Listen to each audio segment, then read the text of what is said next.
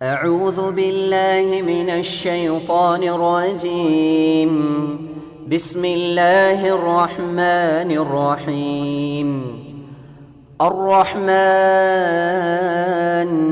علم القرآن. கண்ணியத்திற்குரிய எல்லாம் வல்ல அல்லாஹுவின் நல்லடியார்களே, நாம் ஏற்றுக்கொண்டிருக்கிற ஏகத்துவ கொள்கை வணக்கத்திற்குரியவன் அல்லாஹுவை தவிர வேறு யாரும் இல்லை என்கிற கலிமா சொல்லுகிற ஏகத்துவ கொள்கையை ஏந்தியவர்களாக, அதை மக்கள் மத்தியில் பிரச்சாரம் செய்ய வேண்டும் என்கிற லட்சியத்தை கொண்டவர்களாக நாம் எல்லாம் அமர்ந்திருக்கிறோம். தமிழகத்தில் உள்ள பல்வேறு அமைப்புகளுக்கும் நமக்குமான முக்கியமான வேறுபாடு அதுதான். நாம் தேர்தல் காலங்களில் மட்டும் பணி செய்யக்கூடிய அரசியல் அமைப்புகள் அல்ல. வாக்குகளை மையப்படுத்தி இதை சொன்னால் மக்கள் நம்மை ஆதரிப்பார்களா, இதை சொன்னால் மக்கள் நமக்கு ஓட்டு போடுவார்களா, இதை சொன்னால் மக்கள் நம்மை எதிர்ப்பார்களே என்றெல்லாம் விமர்சனத்தை மையப்படுத்தி மக்களின் வாக்குகளை மையப்படுத்தி அமைப்பு நடத்தக்கூடியவர்கள் அல்ல. இங்கு அமர்ந்திருக்கக்கூடிய நம் யாருக்கும் உறுதிபட சொல்ல முடியும், எம்எல்ஏ ஆக வேண்டும் என்பதோ, எம்பி ஆக வேண்டும் என்பதோ, ஏன் ஒரு வார்டு கவுன்சிலர் ஆக வேண்டும் என்பதோ கூட நம்முடைய கனவு அல்ல, நம்முடைய லட்சியம் அல்ல. அவற்றை உறுதிபட நம்மால் சொல்ல இயலும். இப்போ மேடையில் இருக்கக்கூடிய நபர்களை எடுத்துக்கொள்ளுங்கள், கீழே இருக்கக்கூடிய உங்களை எடுத்துக்கொள்ளுங்கள். நம்மள யாருக்காவது எம்பி ஆகணுங்கிறது கனவா, லட்சியமா? அப்படி இருந்தால் நீங்கள் இங்கேயே உட்கார்ந்துக்கிட்டு இருப்போம். நம்மில் யாருக்காவது எம்எல்ஏ ஆக வேண்டும், வார்டு கவுன்சிலர் ஆக வேண்டும், ஏதேனும் ஒரு அரசியல் பதவியை பெற்றுவிட வேண்டும், பஞ்சாயத்து எலெக்ஷன்ல நின்று கவுன்சிலர் ஆயிரணும், மாமன்ற உறுப்பினர் ஆகிவிட வேண்டும், கரை வேட்டி உடுத்த வேண்டும், இதுவெல்லாம் நம்முடைய கனவுகளில் விருப்பங்களில் உள்ளனவா? ஒருபோதும் கிடையாது. அதை லட்சியமாக கொண்டவர்கள் இந்த ஜமாத்தில் பயணிக்க இயலாது. இந்த ஜமாத்து நடத்தக்கூடிய பல்வேறு நிகழ்ச்சிகளில் நம்முடைய பொருளாதாரத்தை செலவு செய்துதான் ஒவ்வொரு நிகழ்ச்சியிலும் நாம் பங்கெடுக்கின்றோம். அப்படி என்றால் உலகியல் நோக்கத்தை அடிப்படையாக கொண்டு நாம் செயல்படவில்லை. கொள்கையை தலைமையேற்று அந்த கொள்கையை பிற மக்கள் மத்தியில் முஸ்லிம்களுக்கு எடுத்து சொல்ல வேண்டும் என்கிற லட்சியத்தில் நாம் அனைவரும் ஒன்றிணைந்திருக்கிறோம். நாம் ஏற்றுக்கொண்ட கொள்கை என்ன? வணக்கத்திற்குரியவன் அல்லாஹ் ஒருவன் தான். அல்லாஹுவை தவிர வணங்குவதற்குரிய நபர் யாரும் இல்லை. இந்த கொள்கைக்கு மாற்றமாக முஸ்லிம்கள் செயல்படுகிறார்கள். இந்த கலிமா சொல்லுகிற கொள்கைக்கு பெயர் தான் தௌஹீத், ஏகத்துவம் என்பது. அல்லாஹ் ஒருவனை மட்டுமே வணங்குவது, அல்லாஹுவை தவிர வேறு யாரையும் எப்பொருளையும் வணங்காமல் இருப்பது. அது நம்மை பெற்ற பெற்றோர்களாக இருந்தாலும் சரி, நாம் பெற்றெடுக்கிற பிள்ளைகளாக இருந்தாலும் சரி, நல்லோர்களாக நல்லடியார்களாக இருந்தாலும் சரி, இறைவனால் தேர்வு செய்யப்பட்ட இறை தூதர்களாக இருந்தாலும் சரி, மகான்கள், பெரியார்கள், முன்னோர்கள் யாரையும் வணங்கக்கூடாது. அல்லாஹ் ஒருவன் தான் வணக்கத்திற்குரியவன். இதுதான் தௌஹீத். இந்த தௌஹீதுக்கு மாற்றமாக முஸ்லிம்கள் செயல்படுகிறார்கள். தர்காக்களை கட்டி வைத்துக் கொண்டு அதில் அடக்கம் செய்யப்பட்டிருக்கிற மனிதர்களை வழிபடுகிறார்கள். அவர்களிடத்தில் போய் பிரார்த்தனை செய்கிறார்கள். தர்காவிற்கு சென்று சஜிதா செய்கிறார்கள், தாயத்து கட்டுகிறார்கள். இப்படி இஸ்லாத்திற்கு விரோதமாக, ஏகத்துவத்திற்கு விரோதமான பல்வேறு பாவச் செயல்களில் ஈடுபடுகிறார்கள். இந்த காரியங்களில் முஸ்லிம்கள் ஈடுபடுவதை விட்டும் தடுக்க வேண்டும். ஏகத்துவத்தை முஸ்லிம்களிடம் மிகச்சரியாக கொண்டு போய் சேர்க்க வேண்டும். இதுதான் நம்முடைய கொள்கை. இந்த கொள்கையின்பால் நாம் இணைந்து இந்த ஏகத்துவ கொள்கையை பிற மக்களுக்கு எடுத்து சொல்ல வேண்டும் என்கிற தாவாவில், அழைப்பு பணியில் நாம் அனைவர்களும் ஈடுபடக்கூடியவர்களாக இருக்கும். இந்த அழைப்பு பணி என்பது அல்லாஹ்வை மட்டுமே வணங்க வேண்டும் என்கிற ஏகத்துவ கொள்கையை நோக்கி அழைக்கக்கூடிய இந்த பணி இறை தூதர்கள் செய்த பணி. ஆதலால் தான் அல்லாஹ் ரப்புல் ஆலமீன் திருக்குர்ஆனில் இறை தூதர்கள் செய்யக்கூடிய இந்த பணியை யார் முன்னெடுத்து செய்கிறார்களோ அவர்களை விட அழகிய சொல்லை சொல்பவர் வேறு யாரும் இல்லை என்று சான்றளிக்கிறான். ومن احسن قولا ممن دعا الى الله وعمل صالحا وقال انني من المسلمين. யார் அல்லாஹ்வை நோக்கி அழைப்பு விடுக்கிறாரோ, வமன் அஹ்ஸனு கௌலம் மிம்மன் தஆ இலல்லாஹி வ அமில சாலிஹன், அல்லாஹ்வை நோக்கி அழைப்பு விடுக்கிறார், தானும் நற்காரியத்தில் ஈடுபடுகிறார், தன்னை முஸ்லிம்களில் ஒருவன் என்று அறிவிப்பு செய்து கொள்கிறார். இந்த ஒருவரை விட அழகிய சொல்லை சொல்பவன் யார்? இவரை விட சிறந்த சொல்லை சொல்லக்கூடியவர் வேறு யாரும் அல்ல. தன்னை முஸ்லிம் என்று அறிவிப்பு செய்து தானும் நற்காரியத்தில் ஈடுபட்டு பிற மக்களையும் அல்லாஹ் ஒருவனைத்தான் வணங்க வேண்டும் என்று யார் அழைப்பு விடுக்கிறாரோ அவரே சிறந்த பணியில் ஈடுபடுபவர். அவரை விட சிறந்த பணியில் ஈடுபடுபவர் வேறு யாரும் இல்லை. அல்லாஹ் சான்றளிக்கிறான். அதிகாரத்திற்காக அதிகாரத்தை நோக்கி செயல்படக்கூடிய மக்கள் மத்தியிலே, அதிகாரத்தை நோக்கி மக்களை அழைப்பு விடுக்கக்கூடிய காலகட்டத்திலே, அதிகாரத்தை மையப்படுத்தி இயங்கிக் கொண்டிருக்கிற கால சூழ்நிலையில் இன்றைக்கு ஒவ்வொரு அமைப்பும் தேர்தல் நேரம் நெருங்கிவிட்டால் அரசியல் கட்சிகளும் ஏனைய முஸ்லிம் சமுதாய அமைப்புகளும் கங்கணம் கட்டி மக்கள் மத்தியில் தம்மை பிரபல்யப்படுத்திக் கொள்ள முனைவார்கள். நாங்களும் ஒரு கட்சி இருக்கின்றோம், நாங்களும் ஒரு அமைப்பு இருக்கிறோம், எல்லோரும் தம்மை வெளிப்படுத்திக் கொள்வார்கள். தங்களிடம் உள்ள கூட்டத்தை வெளிப்படுத்துவார்கள். தங்களுக்கு பின்னால் ஒட்டுமொத்த சமூகத்தின் ஆதரவு இருப்பதாக ஒரு தோற்றத்தை உருவாக்குவார்கள். இந்த செயல்பாடுகளில் இருந்து எந்த அமைப்பும் விதிவிலக்கு இல்லை, எந்த சமுதாய அமைப்பும் விதிவிலக்கு இல்லை. அவர்கள் அனைவரும் இதை ஒரே நேர்கோட்டில் செயல்படுவதற்கு என்ன காரணம்? அரசியல் ஆதாயம், அரசியல் அதிகாரம். அப்ப அவர்களை இயக்குவது எது? அதிகாரம் அவர்களை இயக்குகிறது. எம்பி ஆக வேண்டும் என்கிற அதிகாரம், அல்லது சமுதாயத்திற்கு அதிகாரம் கிடைக்க வேண்டும் என்கிற எண்ணம், ஏதோ ஒரு வகையில் அதிகாரம் அவர்களை இயக்குகிறது. நம்மை இயக்குவது அதிகாரம் அல்ல. தேர்தல் நேரம் மட்டுமே நம்மை இயக்குவதில்லை. நம்மை இயக்குவது நாம் ஏற்றுக்கொண்ட லா இலாஹ இல்லல்லாஹ் என்கிற கொள்கை. வணக்கத்திற்குரியவன் அல்லாஹ்வை தவிர வேறு யாரும் இல்லை என்ற இந்த ஏகத்துவம் நம்மை இயக்குகிறது. தேர்தல் நேர அதிகாரம் ஒரு அமைப்பை இயக்கும் பொழுது அவர்கள் குறிப்பிட்ட காலத்தில் மட்டுமே பணி செய்வார்கள். அரசியல் கட்சிகள்லாம் நம்ம கண்ணுக்கு அதிகமா எப்ப தென்படுவாங்க? அரசியல்வாதிகள் அதிகமா நம்ம கண்ணுக்கு தென்படுற காலம் எது? எப்ப அதிகமா தென்படுவாங்க? எலெக்ஷன் நேரத்துல தான். வந்தா வரும், கார்ல வருவார், உங்க எம்பி வருவார், உங்க எம்எல்ஏ வருவார், நல்லா இருக்கல பாய் அப்படிங்குவார். திடீர்னு நம்ம கூட வந்து டீ கடையில் வந்து டீலாம் குடிச்சுக்கிட்டு இருப்பாரு. 4.5 வருஷமா நம்ம ஊருக்கே வந்திருக்க மாட்டார். சுத்துறது ஃபுல்லா அமெரிக்காவில் சுத்திக்கிட்டு இருப்பார், ஏனைய பகுதிகளில் சுற்றி கொண்டு இருப்பார். தேர்தல் நேரம் வந்துருச்சுன்னா எல்லா இடங்களுக்கும் வருவாங்க. எல்லா தொலைக்காட்சிகளையும் காட்சியளிப்பார்கள். பத்திரிகைகளில் தங்களுடைய செய்திகளை தொடர்ச்சியாக இடம்பெற செய்வார்கள். இந்த செயல்பாட்டிலிருந்து எந்த அமைப்பும் விதிவிலக்கு இல்லை. காரணம், தேர்தல் நேரம் அவர்களை இயக்குகிறது, அதிகாரம் அவர்களை இயக்குகிறது. அதிகாரம் ஒரு அமைப்பை இயக்கும் பொழுது அவர்களுடைய பணி குறிப்பிட்ட காலத்தோடு குறிப்பிட்ட சூழலோடு முடிந்து விடுகிறது. நம்முடைய பணி அப்படி அல்ல. நாம் எந்நேரமும் இயங்கக்கூடியவர்கள், எல்லா காலத்திலும் இயங்கக்கூடியவர்கள், எல்லா நேரத்திலும் இயங்கக்கூடியவர்கள். ஏன்? நம்முடைய இலக்கு இந்த மார்க்கத்தை பிறருக்கு சொல்ல வேண்டும் என்பதுதானே ஒழிய உலகத்தில் அற்பமாக அல்லாஹ்வுடைய பார்வையில் அற்பமாக கருதப்படுகிற அதிகார பொறுப்புகள் அல்ல. அதை நோக்கி நாம ஓடல. மார்க்கத்தை எடுத்து சொல்லணுங்கிற கொள்கையை மக்கள் மத்தியில் எடுத்து சொல்ல வேண்டும் என்கிற அக்கறை பேரில் நாம் ஓடிக்கொண்டிருக்கிறோம்.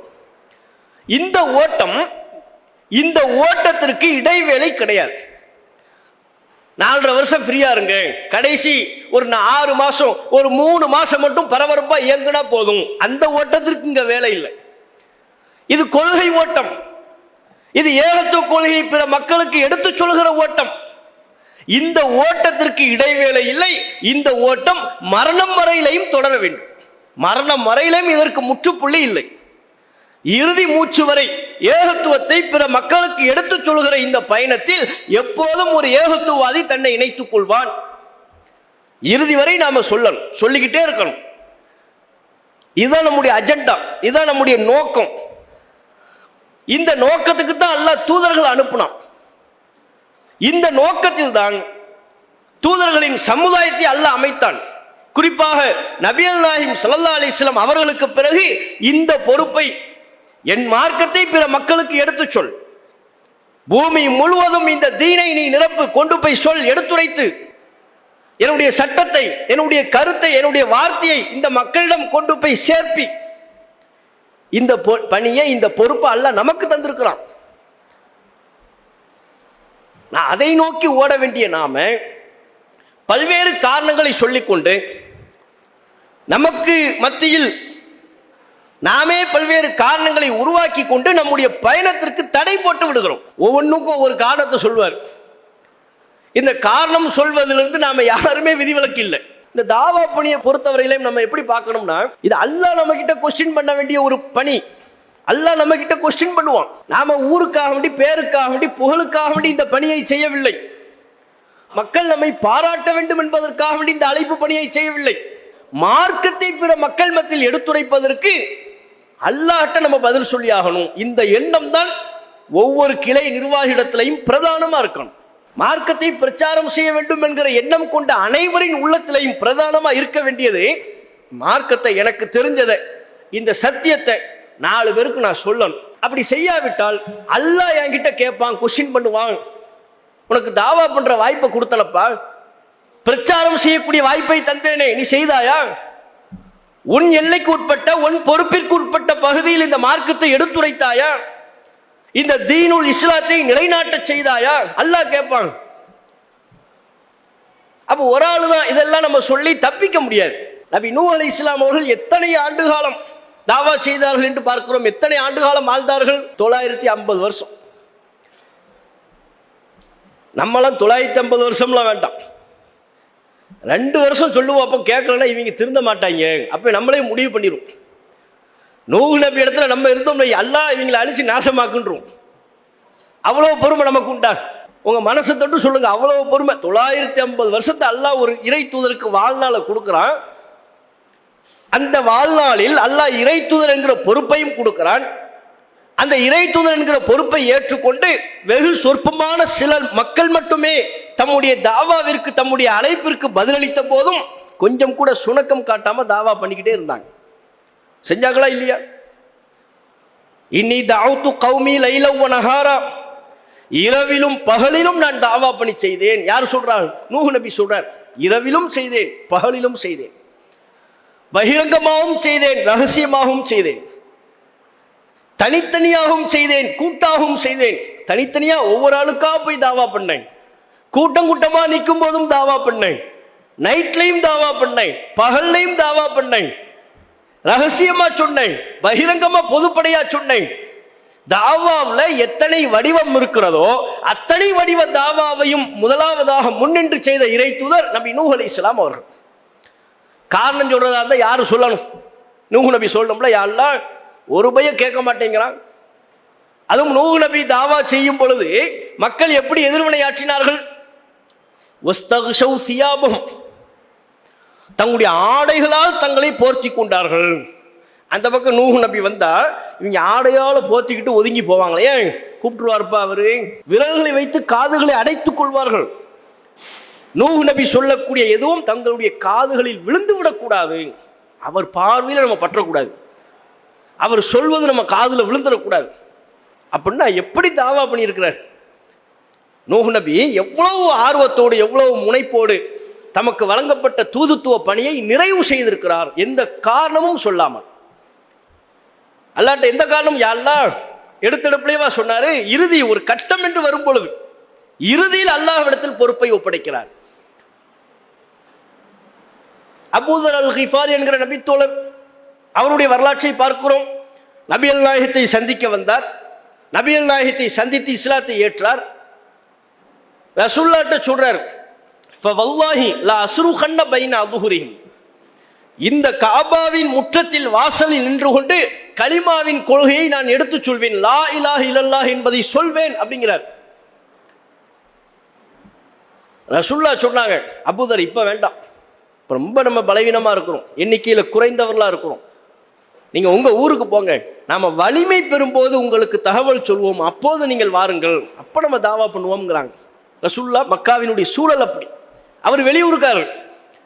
ரசூலுல்லாஹ் தாவா பண்ணிக்கிட்டு இருக்கிறாங்க, ஏனைய நபித்தோழர்கள் ரகசியமாக தாவா செய்து கொண்டிருக்கிறார்கள். அபூதர் அல் கிஃபாரி என்கிற நபித்தோழர் வெளியூருக்காரர். அவர் நான் காபாவில் போய் சொல்லுவேன்னா வெளியூருக்காரரால் எதிர்ப்பை தாங்க முடியுமா?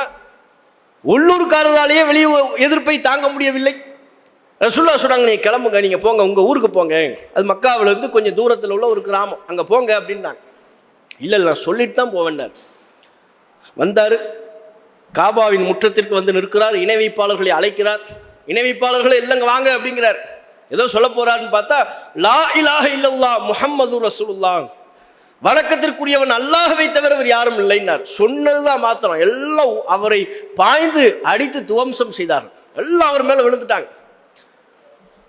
அவன் அங்கதானே எல்லா சிலையையும் வைத்து வழிபாடு செய்து கொண்டிருக்கிறான். அவன்கிட்ட போய் அல்லாஹ்வை தவிர வேறு கடவுளே இல்லை என்றால் அடிக்கிறான். அடிக்கிறவர்களெல்லாம் விரட்டி விட்டு ஆளை பார்க்குறாங்க, யாருன்னு. அபூதர் அல் கிஃபாரி அவர்கள். யாரப்பா அடிக்கிறீங்க? இவரையா? இவரை நீங்கள் அடிக்கலாமா? நீங்கள் குறிப்பிட்ட பகுதிக்கு வியாபாரத்திற்கு செல்வதாக இருந்தால் இவருடைய கோத்திரத்தார்களை தாண்டித்தானே செல்ல வேண்டும். கிஃபாரி கோத்திரத்தை தாண்டித்தான் நீங்க போகணும்.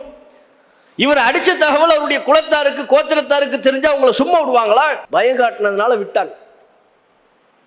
அதுக்கப்புறமும் சொன்னாங்க, ரசூலுல்லாஹ்வும் ஏனைய சஹாபாக்களும் உங்க ஊருக்கு போங்கன்னாங்க. அபூதர் அல் கிஃபாரி ரலியல்லாஹு அன்ஹு அவர்களை மாட்டிட்டார். இல்லை நான் தாவா பண்ணுவேன். 2வது நாளும் தாவா பண்ணார் மக்காவில். 2வது நாளும் அடி.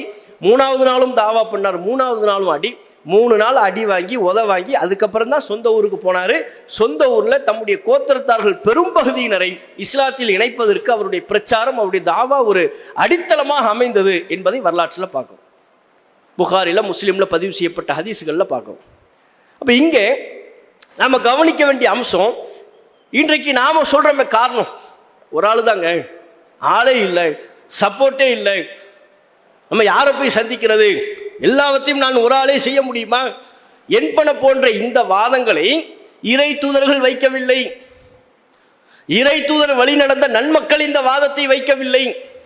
அபூதர் அல் கிஃபாரி அவர்கள் நினைத்திருந்தால் அந்த பதிலை சொல்லியிருக்கலாம்ல. நான் ஒரு ஆளா இருந்து எவ்வளவு பணி செய்யறது?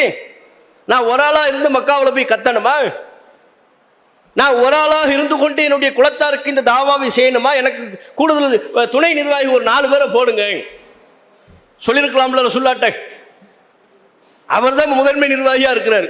அவர் ஊருக்கு போகும்போது தன்னுடைய குலத்தாரை சந்திக்கும் பொழுது, நான் ஒரு ஆளால போக மாட்டேன், எனக்கு துணைத் தலைவர் போடுங்க, செயலாளர் போடுங்க, பொருளாளர் போடுங்க, 5 நிர்வாகி இருந்தால் தான் நான் தாவா பண்ணுவேன் என் ஊருக்கு, என் குலத்தாருக்கு சொன்னாரா? ஒற்றை நபராகவும் இருக்க வேண்டிய கட்டம் வரும்.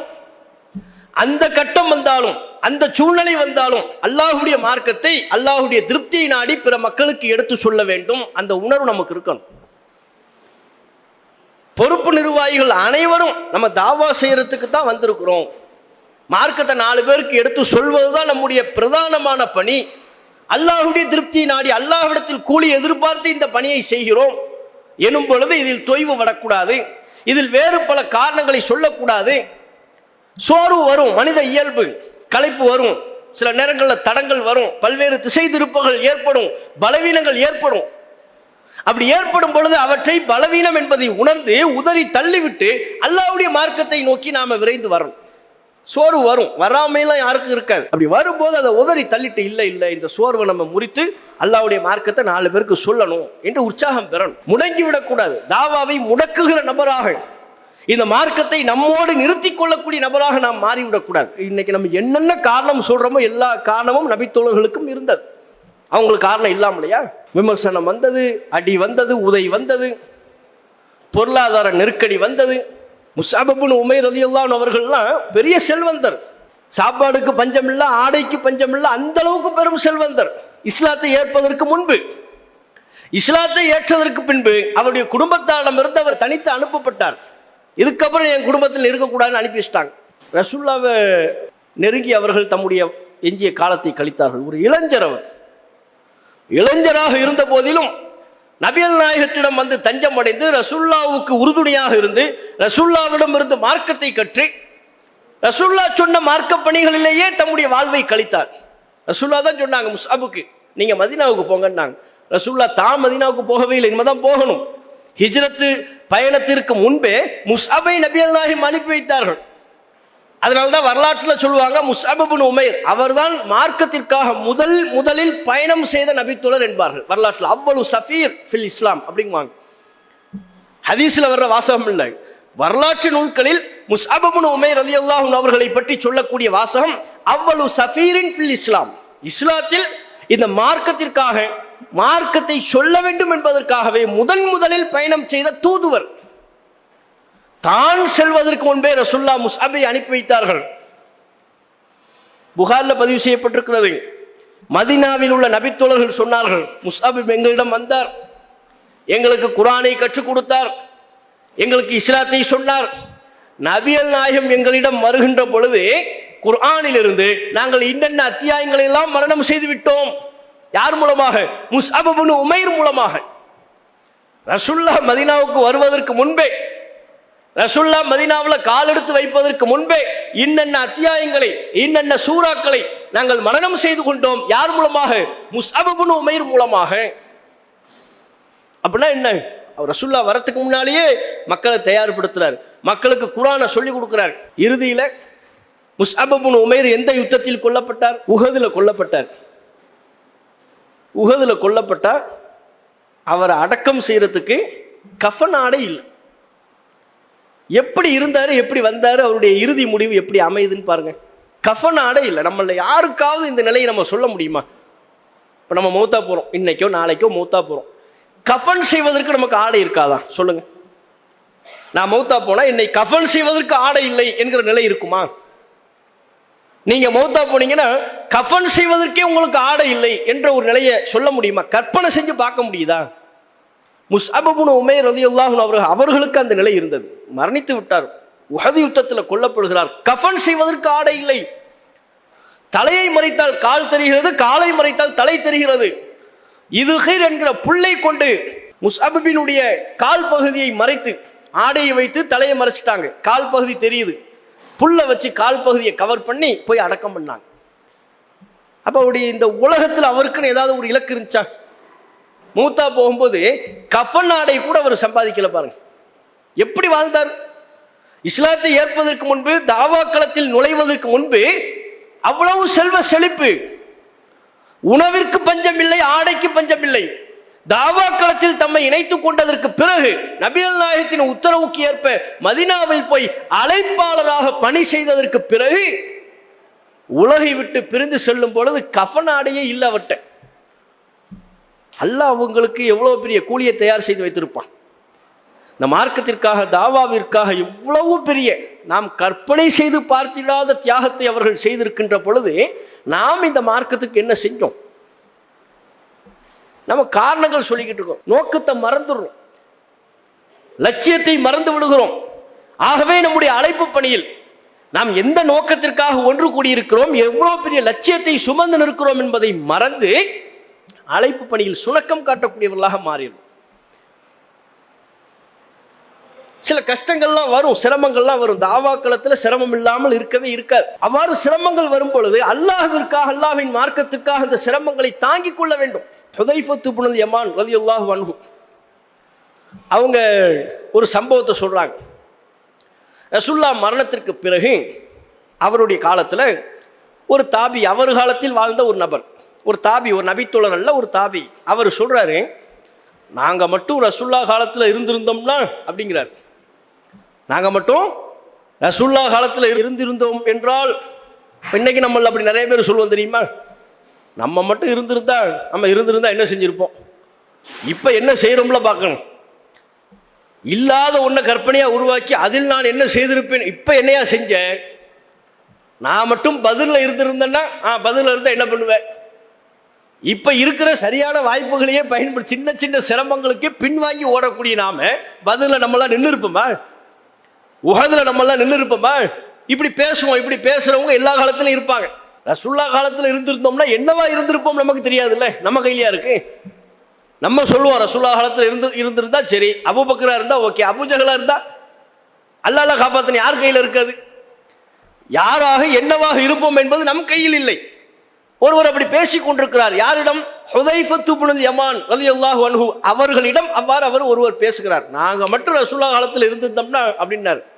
கூப்பிடுறாங்க, வாப்பா அப்படிலாம் பேசாதப்பா, அதெல்லாம் லேசுப்பட்ட காலம் இல்லை, சொல்றது ஈஸி. அந்த காலத்தில் நாம் இருந்திருப்போமையானால் செயல்படுவது கஷ்டம்ப்பா. நான் ஒரு சம்பவம் சொல்லவான்னு அவர் சொன்னார். செயல்படுறது கஷ்டம், வாயில சொல்லிடலாம், செயல்படுவது சிரமம். நான் ஒரு சம்பவத்தினை உனக்கு நான் சொல்கிறேன். நபிகள் நாயகம் அவர்கள் ஒரு யுத்தத்தின் போது எதிரிகளை உளவு பார்ப்பதற்காக ஒருவரை அனுப்பி வைக்க நபரை கேட்டார். மையத்தீனி பி ஹபரில் கௌம், எதிரி கூட்டத்தை உளவு பார்ப்பவர் யாரும் உண்டா அப்படின்னு கேட்டாங்க ரசூலுல்லாஹ். கூட்டத்தை பார்த்து யாராவது உளவு பார்த்துட்டு வாங்க, யார் வர்றா வாங்க அப்படிங்கிறாங்க. யாருமே எழுந்திருக்கல. ஏன்? கடும் குளிர். வெளியில் சென்றால் அந்த குளிரில் உயிர் பிழைப்பதே கஷ்டம். போதிய கவசம் இல்லாமல் ஆடைகள் இல்லாமல் செல்வோமையானால் உயிர் பிழைப்பது கஷ்டம். அவ்வளவு கடும் குளிர். அந்த கடும் குளிரில் ஒரு யுத்தம் நேரக்கூடிய ஒரு சூழல் வரும் பொழுது எதிரிகளை உளவு பார்த்து வர வேண்டும். அதற்காக நபிகள் நாயகம் கேட்ட பொழுது யாருமே எழுந்திருக்கல. மீண்டும் நபிகள் நாயகம் கேட்டார்கள், மையத்தீனி பி ஹபரில் கௌம், யாராவது அந்த கூட்டத்தை உளவு பார்த்து எனக்கு சொல்ல மாட்டாரா, உங்களில் சொல்பவர் யார் அப்படின்னு கேட்டாங்க. அப்போதும் எழுந்திருக்கவில்லை. மூன்றாவதாக நபிகள் நாயகம் கேட்டார்கள், எதிரி கூட்டத்தை உளவு பார்ப்பவர் யார், அவர் மறுமையில் என்னோடு இருப்பார் என்று சொன்னார். அப்போதும் யாரும் எழுந்திருக்கவில்லை. அப்படின்னா எவ்வளவு நெருக்கடி இருந்திருக்கும்னு பாருங்க. மறுமையில் என்னோடு இருப்பார்னு சொன்னா போட்டி போட்டு வரக்கூடிய நபித்தோழர்கள் அவர்களே சற்று தயக்கம் காட்டுகிறார்கள் என்றால் அந்த சூழல் அப்படி. அதை விளக்குறதுக்கு தான் சொல்லவே செய்கிறார் சம்பவத்தை. அந்த சூழல் அப்படிப்பா. யாருமே எழுந்திருக்கல.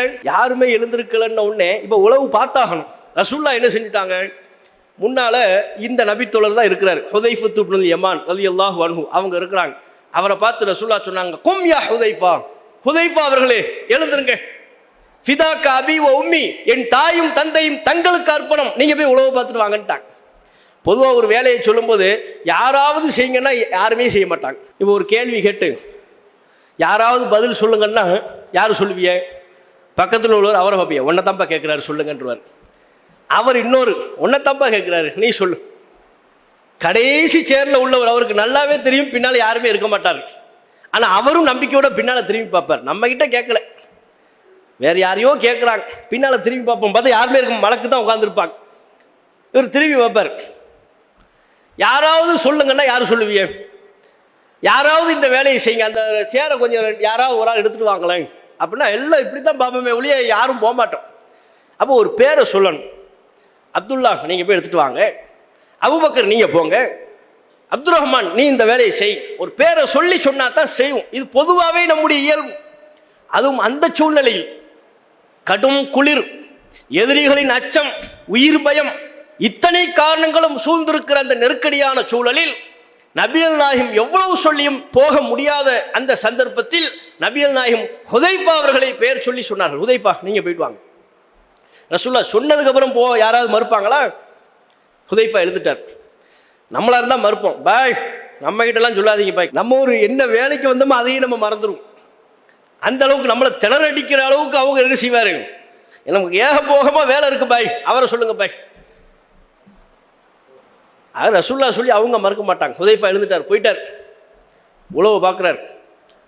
உளவு பார்த்தா பார்த்துக்கிட்டு இருக்கும்போது அபூ சுஃபியான் பக்கத்தில் வர்றாரு.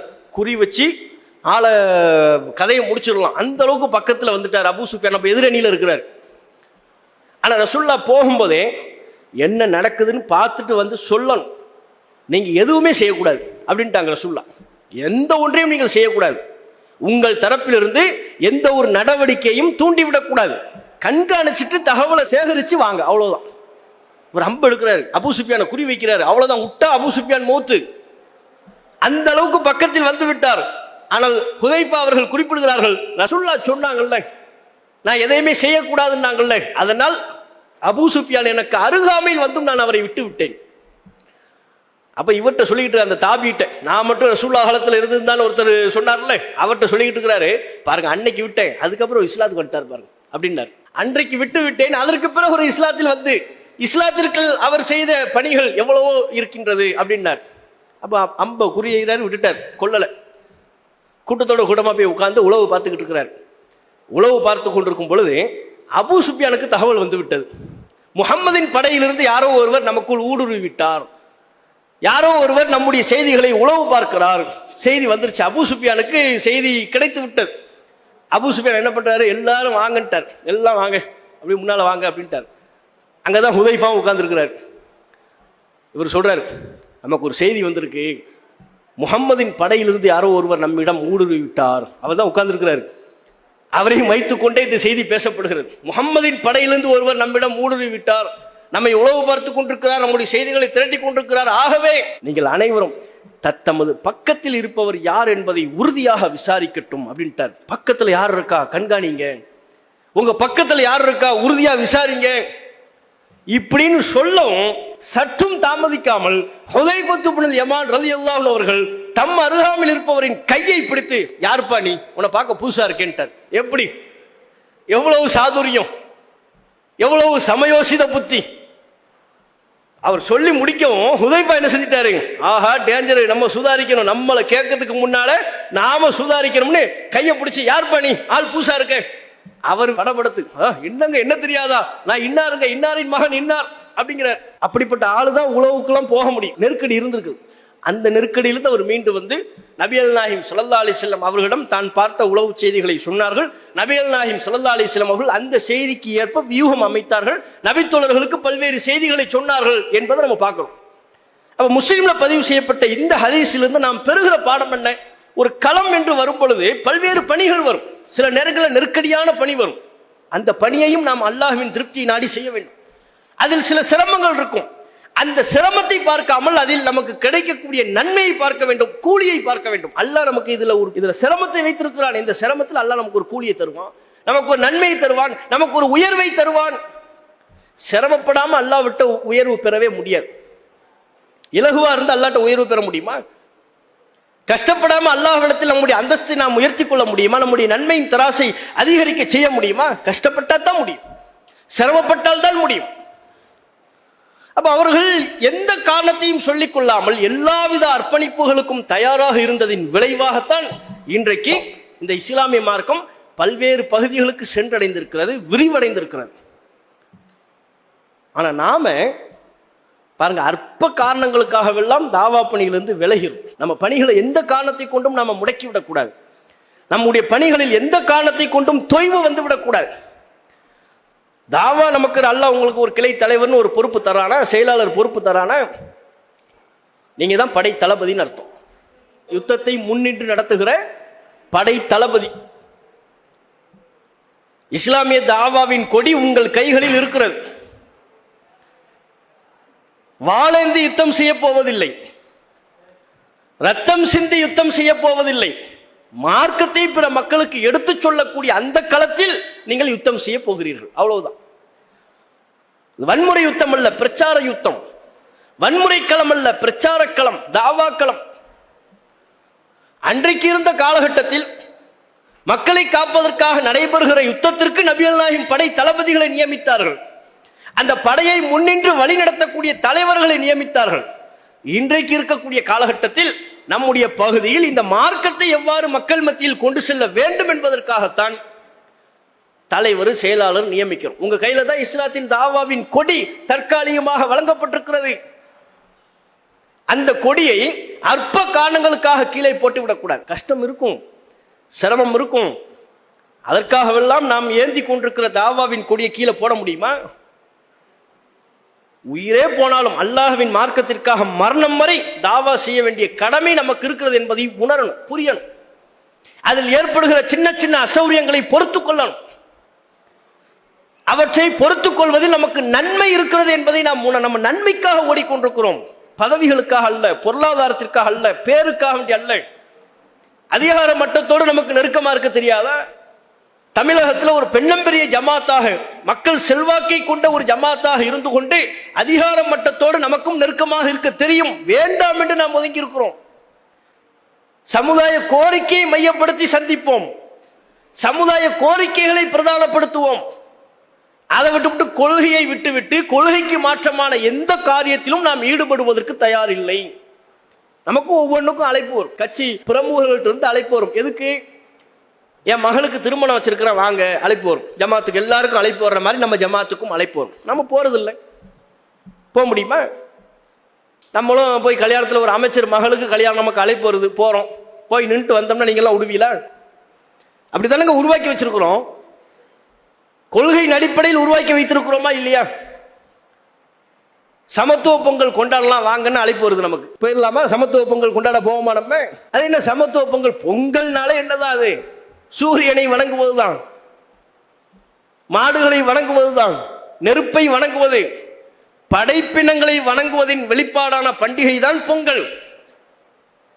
அதுல கொள்கையற்றவர்கள் போய் நிற்பாங்க. கொள்கையற்றவர்கள், மார்க்க கொள்கை அவர்களுக்கு ஒரு பொருட்டல்ல என்று இருப்பவர்கள், அரசியல் கட்சி நடத்தக்கூடியவர்கள் அதில் சமரசம் காணலாம். நாம் இதில் சமரசம் காண வேண்டிய அவசியம் நமக்கு இல்லை.